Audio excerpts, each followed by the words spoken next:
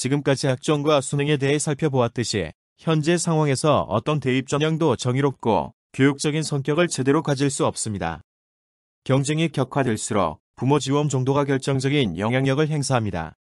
상대적으로 가장 정의로운 전형으로 볼 수 있는 학생부 교과 전형의 경우도 결국 학교 내에서 부모의 지원을 충분히 받을 수 있는 아이가 높은 성적을 얻을 수 있는 가능성이 높습니다. 강북이나 지역의 일반 학교의 상위권 대학 진학률은 높아지겠지만 결국 대다수가 지역 유지의 자녀들일 것입니다. 아무리 그럴듯한 새로운 입시 제도를 도입해도 과연 경쟁의 압력 속에서 정상적인 교육을 왜곡하고 억압하는 기저로 변질됩니다. 학력고사를 대체한 수능이 그랬고 정시를 대체한 수시가 그랬습니다. 이것이 수십 년 동안 대입 제도를 끊임없이 고치면서 우리가 확인한 결과입니다. 따라서 지금 필요한 것은 제도들을 미시적으로 손질하는 것이 아니라 과연 경쟁의 압력을 근본적으로 해소하는 것입니다. 이를 통해 조국 사태에서 백일화에 드러난 것처럼 교육이 불평등을 대물림하는 수단으로 전락하는 것을 막아야 합니다. 나아가 아이들을 소모적인 경쟁에 내모는 교육이 아니라 전면적인 성장과 발달을 돕는 교육으로 이 거듭날 수 있어야 합니다. 극단적인 경쟁이 지배하는 교육 현실에서 학생들에게 협력과 연대와 공존을 가르치는 것은 한계를 가질 수밖에 없습니다. 과잉 입시 경쟁을 해소하기 위한 가장 근본적인 해결책은 사회적 불평등을 제거하거나 축소하여 과도한 입시 경쟁의 욕망을 제어하는 것입니다. 모든 사회 구성원이 안정적인 삶을 향유할 수 있는 보편적 복지 시스템을 구축해야 합니다.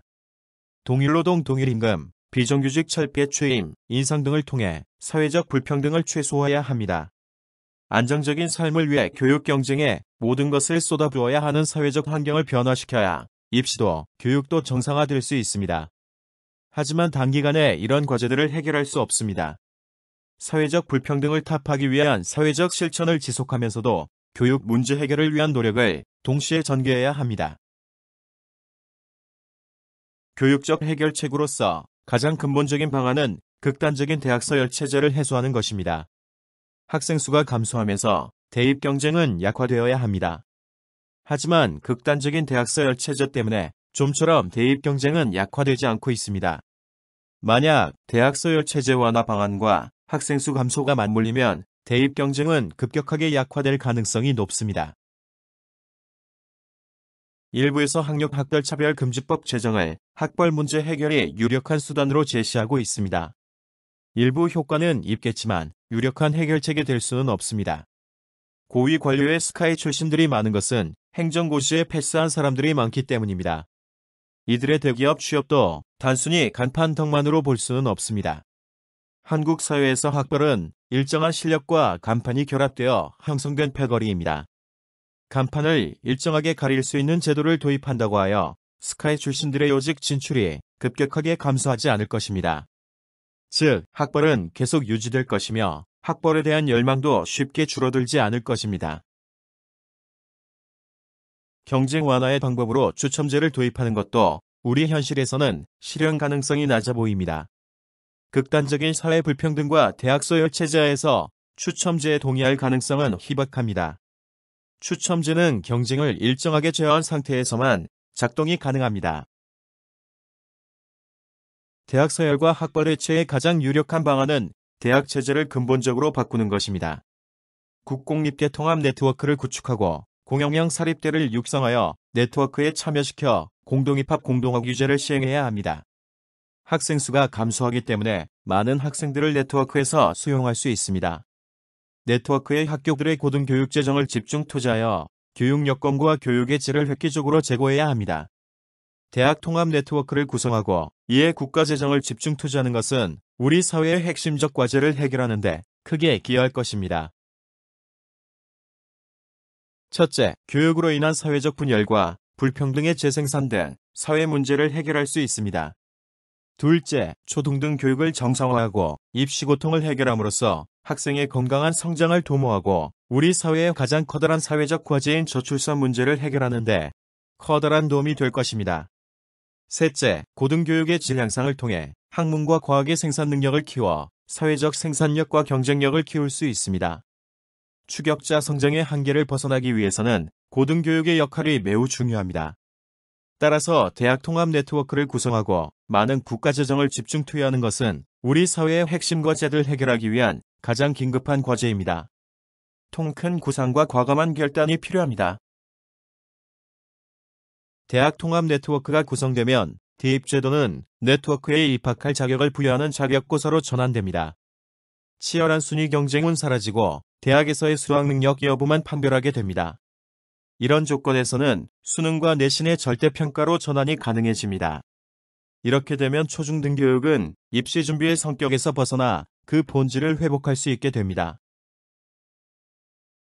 대학 통합 네트워크에 대한 가장 흔한 질문 중에 하나는 연고대 등 상위 서열 대학들이 통합 네트워크에 들어오지 않을 것에 대한 우려입니다. 충분히 그럴 가능성이 높습니다. 그들은 네트워크 밖에서 독자 생존을 모색할 가능성이 높으며 현행 헌법의 조건에서 네트워크에 강제로 들어오게 할 수는 없습니다. 하지만 이들이 통합 네트워크의 상위 학벌을 독점할 가능성은 낮아집니다. 네트워크가 충분한 경쟁력을 발휘할 수 있습니다. 카이스트나 포항공대를 보면 지역 학교이지만 좋은 교육 여건 때문에 학생의 선호도가 서울의 사립대보다 높습니다. 대학 통합 네트워크는 국가의 충분한 지원과 사회적 합의를 통해 서울대 수준의 대학을 전국적으로 확산시키는 것입니다. 통합 네트워크가 구성되면 연고대에 갈 수 있는 학생들 중에 일부는 구태여 많은 돈을 내고 사립대에 갈 필요가 없기 때문에 통합 네트워크를 선택할 것입니다. 초중등 교육은 더 이상 좀 더 좋은 대학에 보내기 위한 무모한 경쟁으로부터 해방될 수 있을 것입니다. 대학 통합 네트워크를 이야기하면 하향 평준화의 우려를 제기하는 경우가 많다. 하지만 통합 네트워크는 성향 평준화를 지향해야 하며 대학 간 협력 체제 강화를 동시에 추구해야 합니다. 특히 높은 수준의 학문과 과학의 연구는 학부보다는 대학원 수준에서 이루어지는 것이 최근의 추세입니다. 오히려 대학 통합 네트워크는 대학원 수준에서 특화와 집중을 가능하게 합니다. 규모의 측면에서 학문 연구와 생산에 많은 한계를 보이고 있는 한국 대학원의 생산력을 높여줄 수 있습니다. 대학 통합 네트워크에 대한 가장 큰 질문은 실현 가능성이다. 사회적 양극화는 점점 심해지는데 수평적인 대학 체제 구축이 가능하겠는가라는 질문입니다. 결코 쉽지 않을 것입니다. 현 정부와 여당은 대선 공약으로 내세웠지만 실행 의지는 극히 희박합니다. 거대한 대중적 요구와 이를 바탕으로 한 사회적 합의 없이는 실현 가능성이 낮습니다. 하지만 오히려 사회적 문제와 교육 모순이 극단화될수록 급진적인 해결책에 대한 요구도 커질 것입니다. 특히 대학 체제 개편은 단순히 교육 문제를 넘어 사회의 중요 문제들을 해결할 수 있는 중대한 계기가 될 수 있습니다. 일종의 교육 뉴딜 정책을 통해 교육 문제는 물론 사회 문제를 해결할 것을 강력히 요구하는 대중적 운동을 전개해야 하며 정교조가 앞장을 서야 합니다.